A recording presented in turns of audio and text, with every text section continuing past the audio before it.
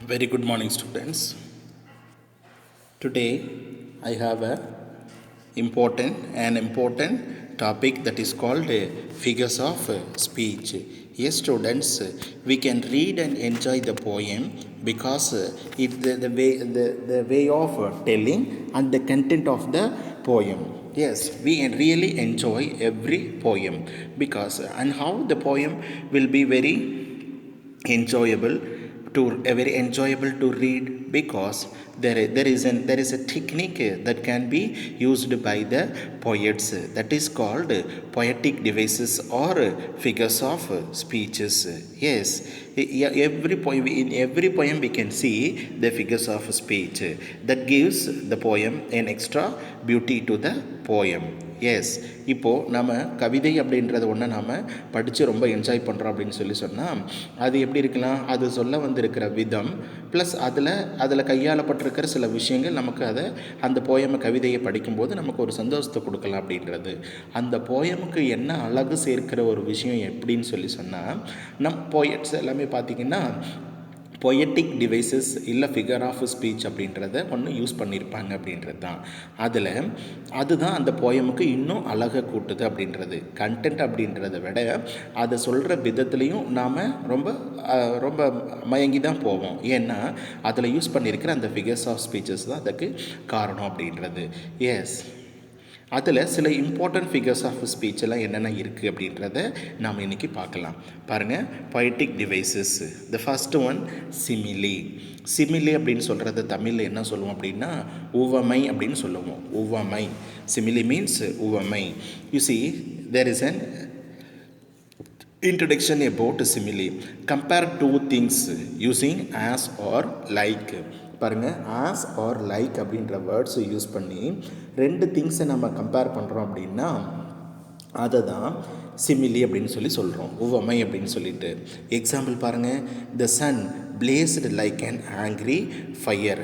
என்னடா சூரியன் அப்படி நெருப்பு மாதிரி தகன்னு கொதிக்குது அப்படிங்கிறோம். அப்போது இங்கே பாருங்கள் ஒரு கம்பேரிசன், சூரியனை நெருப்போடு நம்ம கம்பேர் பண்ணுறோம் அப்படின்றது. நெருப்பு எப்படி கதன்னு எரியுதோ அது மாதிரி ஃபயரும் சன் எரியுது அப்படின்றது. அப்போ சன் ரொம்ப ஹாட்டாக இருக்குது அப்படின்றத நம்ம இப்படி கம்பேர் பண்ணுவோம். அப்போது ரெண்டு பொருளை கம்பேர் பண்ணும்போது ஆஸ் லைக் யூஸ் பண்ணியிருந்தோம் அப்படின்னா அதை தான் நம்ம சிமிலி அப்படின்னு சொல்கிறோம்.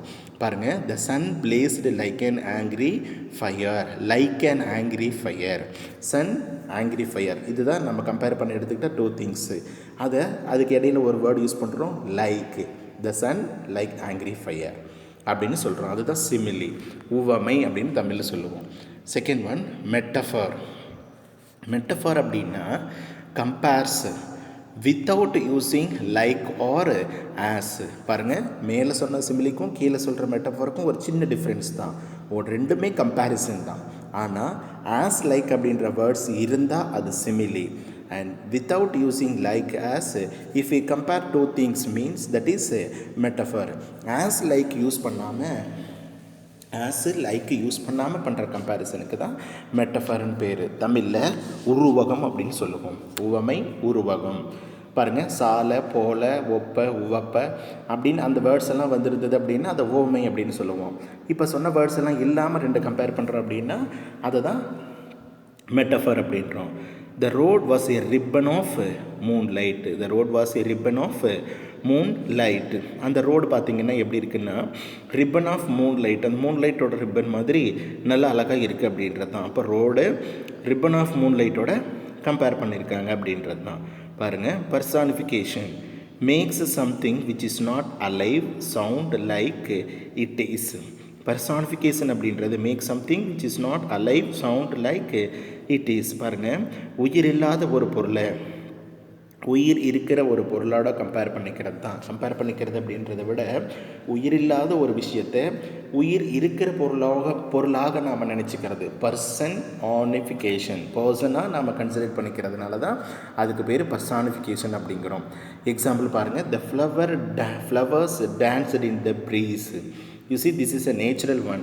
if the wind blows, the flowers will move here and there. அதை எப்படி அழகாக சொல்கிறாங்கன்னா பூக்கள் நடனம் ஆடுது அப்படின்னு சொல்கிறாங்க. அப்போ பூக்கள் அப்படின்னு சொல்கிறது இங்கே நான் லிவிங் திங்ஸ் தான். அதுக்கு இந்த டான்ஸிங் அப்படின்ற அந்த லிவிங் திங்ஸோட கேரக்டர்ஸை வச்சு நம்ம இமேஜின் பண்ணுறதுக்கு பேர் தான் பர்சானிஃபிகேஷன். உயிர் இல்லாத பொருட்களை உயிர் இருக்கிற பொருட்களோட குணாதிசயங்களை நம்ம பொருத்தி பார்க்குறது. த ஃப்ளவர்ஸ் டான்ஸ்ட் இன் த ப்ரீஸ்.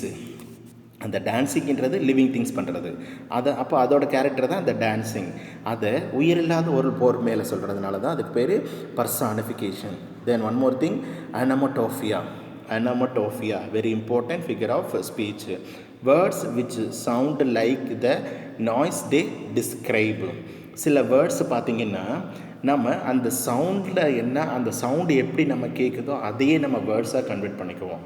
இப்போது வால் கிளாக்கில் இருக்கிற அந்த சவுண்டு டிக் டிக் அப்படின்னு இருக்கான். அந்த சவுண்டு நம்ம ரிட்டனில் எப்படி சொல்லுவோம்? சேம் டிக் டிக் அப்படின்னு தான் சொல்லுவோம்.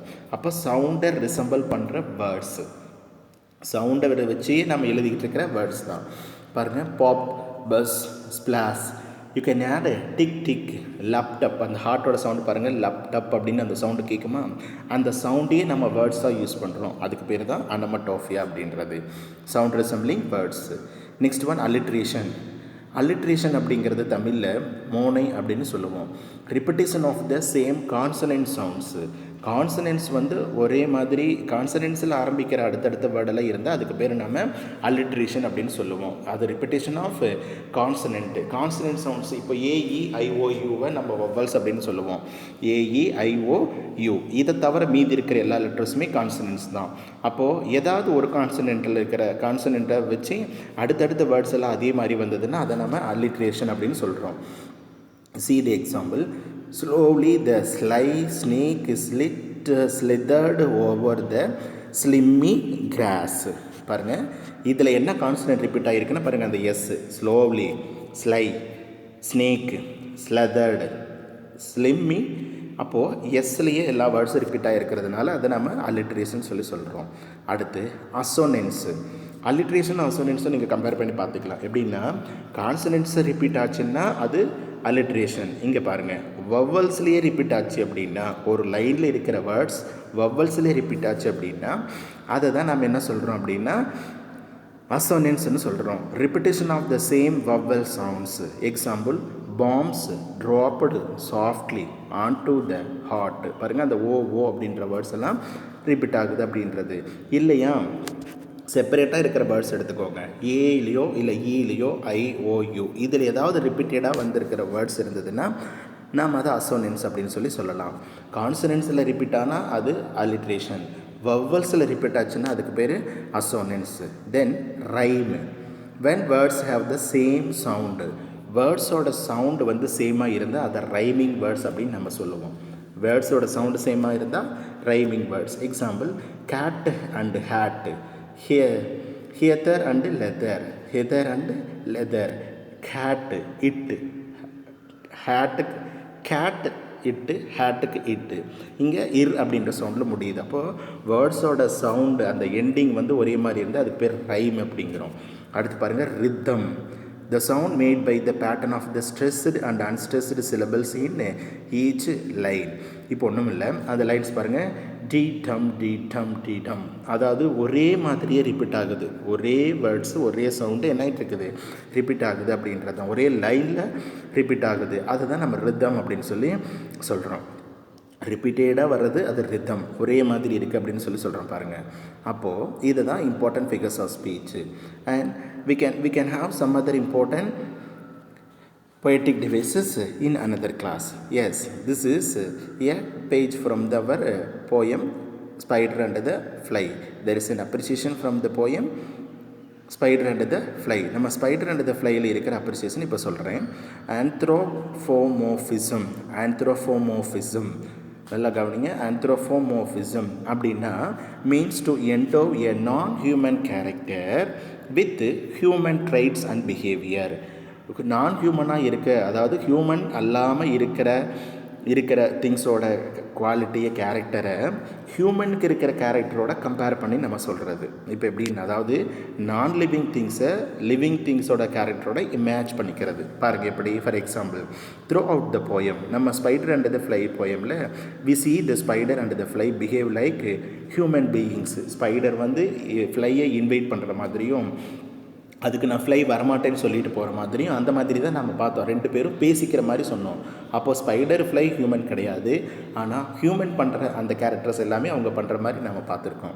தி fly behave like human beings. We see a pantry, bed, mirror and stairs and so on. அதாவது அந்த ஸ்பைடரோட வீட்டில் பேண்ட்ரி இருக்கிற மாதிரியும், பெட் இருக்கிற மாதிரியும், மிர்ரர் இருக்கிற மாதிரியும், அது வீட்டுக்கு ஸ்டெப்ஸ் எல்லாம் இருக்கிற மாதிரியும் நம்ம பார்த்தோம். அதுதான் ஆந்த்ரோபோமோர்ஃபிசம் அப்படின்னு சொல்லுவோம் நம்ம போயமில். There are some other figures of speech. Let me introduce consonants. Consonants. பாருங்கள், repetition of similar consonant sounds in the neighboring words. ரிப்பிட்டேஷனை திரும்ப திரும்ப வருது. சிமிலியர் கான்சனன்ட் சவுண்ட்ஸ்னால் ஒரே மாதிரி இருக்கிற கான்சனன்ட் சவுண்ட்ஸ் அடுத்தடுத்து வர்றது அப்படின்றது தான்.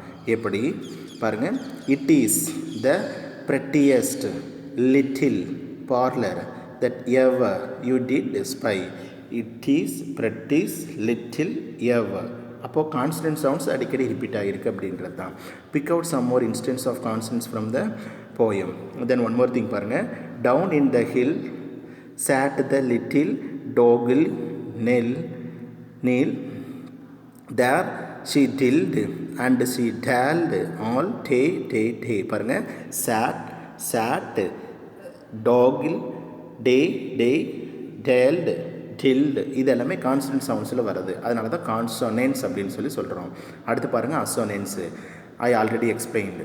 Repetition of similar vowel sounds. Vowel sounds எல்லாமே ரிப்பீட் ஆகிறது தான் நாம் அசோனன்ஸ்னு சொல்கிறோம். prettiest little parlor that ever you did spy அப்படின்றது அது அந்த லைனுக்கான ஃபிகர் ஆஃப் ஸ்பீச் பா. The cat ran after the alligator past the pastry shop and the alleyway. அது இன்னொரு எக்ஸாம்பிள். அனஃபோரா பாருங்கள். repetition of a word or phrase at the beginning of the sequence of sentences, phrases and lines. repetition of word or the phrase, ஒரு வேர்டோ இல்லை group of words சேர்ந்த ஃப்ரேஸோ ஒரு சென்டென்ஸ்லேயோ இல்லை அடுத்தடுத்து வர சென்டென்சஸில் பிகினிங்கில் ஒரே மாதிரி வந்தால் அதுக்கு பேர் தான் அனஃபோரா அப்படின்னு நம்ம சொல்கிறோம். அதாவது பிகினிங்கில் வர்ற வேர்டு ஃப்ரேஸோ ஒரே மாதிரி வரணும். இப்போ வேர்டு ஃப்ரேஸ் அப்படின்றது எப்படி சொல்கிறோன்னா, சிங்கிளாக இருந்தால் அது வேர்டு, குரூப் ஆஃப் வேர்ட்ஸ் இருந்தால் அதுக்கு பேர் ஃப்ரேஸ் அப்படின்னு நம்ம சொல்கிறோம். அப்போ வேர்டோ ஒரு ஃப்ரேஸோ அடுத்தடுத்து வர லைனில் ஒரே மாதிரி இருந்தால் அதுக்கு பேர் தான் அனஃபோரா அப்படிங்கிறோம். எக்ஸாம்பிள் பாருங்கள். How handsome are your gauzy wings. How brilliant are your eyes. இதில் என்ன வந்திருக்குன்னா பாருங்கள், அந்த ஹவு ரிப்பீட் ஆகியிருக்கு. ஒன்று ஆர் யுவர் காசி அப்படின்றது வந்திருக்கு அப்படின்றது தான். அப்போது ஹவு ஹேண்ட்ஸம், ஹவு பிரில்லியன்ட். இன்னொரு ஒன் மோர் எக்ஸாம்பிள் பாருங்கள். That government of the people by the people for the people shall not perish from the earth. இது லிங்கனோட சேயிங்ஸ் தான். பாருங்கள், இதில் என்ன ரிப்பீட் ஆகிருக்கு அப்படின்னா தங்கிற வேர்டு ரிப்பீட் ஆகிருக்கு, த பீப்புள் அப்படின்ற ஃப்ரேஸும் ரிப்பீட் ஆகிருக்கு அப்படின்றது தான். அடுத்தடுத்து வர லைனில் இருக்கிற வேர்ட்ஸ் சேமாக இருந்ததுன்னா அதுக்கு பேர் நம்ம என்ன சொல்கிறோம், அனஃபோரா அப்படிங்கிறோம். Your eyes are like the diamond bright but mine are dull as lit. Identify the figure of ஸ்பீச்னு கொடுத்துருக்குறாங்க. இப்போ இதுலேயும் எது ரிப்பீட் ஆகுது அப்படின்னு நம்ம பார்க்கலாம். இப்போ சிமிலியா, மெட்டஃபரா இல்லை கான்சனன்ஸா அப்படின்றது பார்க்கலாம். Your eyes are like diamond bright. நம்ம ஃபஸ்ட்டில் பார்த்த சிமிலி பார்த்தோமில்ல, சன் வந்து ஃபயரோட கம்பேர் பண்ணியிருக்காங்கன்றது. இங்கே ஐஸை டைமண்ட் கூட கம்பேர் பண்ணியிருக்காங்க. ஆனால் என்னோடய கண்கள் எப்படி இருக்குது, லெட் மாதிரி, நல்லா இந்த பிளாக் கலரில் லெட் மாதிரி இருக்குது அப்படின்னு நம்ம சொல்கிறோம். சொல்லியிருக்காரு. அப்போது இங்கே யூஸ் பண்ணிக்கிற ஃபிகர் ஆஃப் ஸ்பீச் பார்த்திங்கன்னா சிமிலி ஐஸு டைமண்ட். ஸ்பைடரோட ஃப்ளையோட ஐஸு டைமண்ட் மாதிரி இருக்குது, ஸ்பைடரோட ஐஸு லெட் மாதிரி இருக்குது அப்படின்றது தான் இங்கே அந்த comparison. Alliteration. Repetition of consonant sounds at the beginning of words. ஒரு லைனில் இருக்கிற வேர்ட்ஸோட பிகினிங் ஒரே கான்சனன்ட்டில் ரிப்பீட் ஆச்சுன்னா அதை தான் அல்லிட்ரேஷன் அப்படிங்கிறோம்.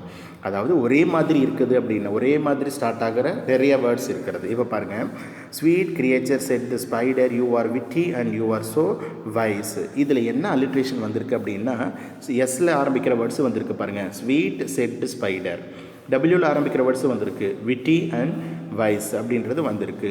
ரொம்ப அது இல்லை எதுவுமே இல்லை அப்படின்னா நீங்கள் யூ அப்படின்றது நம்ம சொல்லலாம். ஒரே லெட்டரில் ஸ்டார்ட் ஆகிற நிறைய வேர்ட்ஸ் ஒரு லைனில் இருந்தால் அதுக்கு அலிட்ரேஷன் அப்படின்னு நம்ம சொல்லுவோம். இங்கே ஒரு எக்ஸாம்பிள் பாருங்கள். Peter Piper picked a peck of pickled peppers a pickle peck of pickled peppers. Peter Piper picked. If Peter Pipper picked a peck of pickled peppers, where is the peck of pickled peppers Peter Piper picked? And let me read once again. Peter Piper picked a peck of pickled peppers. A peck of pickled peppers Peter Piper picked. If Peter Piper picked a peck of pickled peppers, where is the peck of pickled peppers Peter Piper picked? Yes, most of the words started with P. இதை தான் நம்ம என்ன சொல்கிறோம், alliteration சொல்கிறோம். இது நம்ம text புக்கில் இருக்கிறது தான். And you can read and memorise what are all the important figure of speech that are used in our textbook. Yes students, with this I conclude the session. Let me see another important figures of speech in the following classes. Thank you students for your kind support. Thank you.